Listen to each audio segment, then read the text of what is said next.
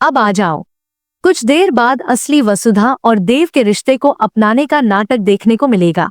जी हाँ दोस्तों, अब चंद्रिका खुद वसुधा की जान लेने की कोशिश करेगी। वसुधा का आने वाला ट्रैक बहुत ही जबरदस्त और रोमांचक होने वाला है।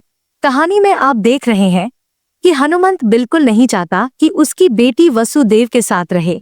देवी हुकुम यानी चंद्रिका उससे नाराज होती है और गुस्से में वसुधा के गले से मंगलसूत्र निकालकर उसे जला देती है। जब वसुधा को होश आता है तो उसे लगता है कि कोई बड़ी घटना हो चुकी है। वो डर जाती है और देखती है कि उसके पिता ने उसका मंगलसूत्र जला दिया है। वो कहती है, मैंने आपसे कहा था, मैं अपने तरीके से सब कुछ ठीक कर दूंगी। लेकिन जैसे ही उसके गले से मंगलसूत्र हटता है, पंखा गिरता है और देव को लग जाता है, जिससे उसे चोट लगती है।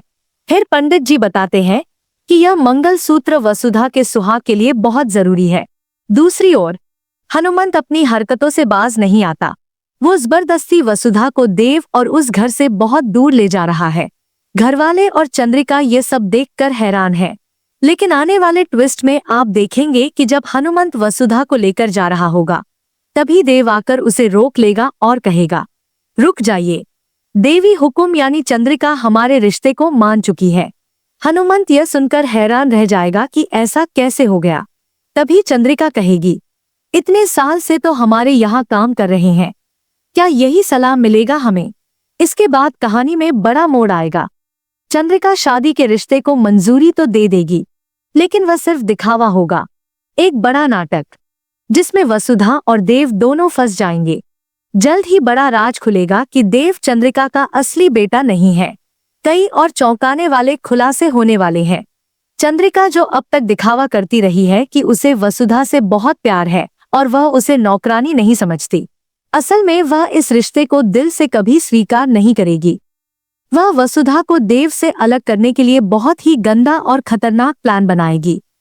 कहानी में आगे आप देखेंगे कि चंद्रिका वसुधा की ड्रिंक में कुछ मिला देगी, जिससे वसुधा अपना आपा खो देगी और खुद को अपमानित महसूस करेगी। इस बेइज्जती की वजह से वसुधा बहुत टूट जाएगी और इसी बहाने चंद्रिका शादी तोड़ने की साजिश करेगी। वहीं देव को ये लगता रहेगा कि उसकी माँ बहुत अच्छी है, वह उसकी खुशी के लिए शादी के लिए तैयार हो गई है। लेकिन अब जो होने वाला है उसकी किसी ने कल्पना भी नहीं की थी।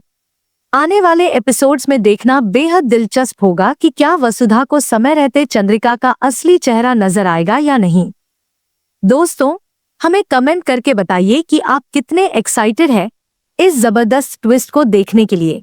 क्या आपको लगता है कि चंद्रिका का यह नकली प्यार और झूठा नाटक जल्दी खत्म होना चाहिए? हमें बताएं।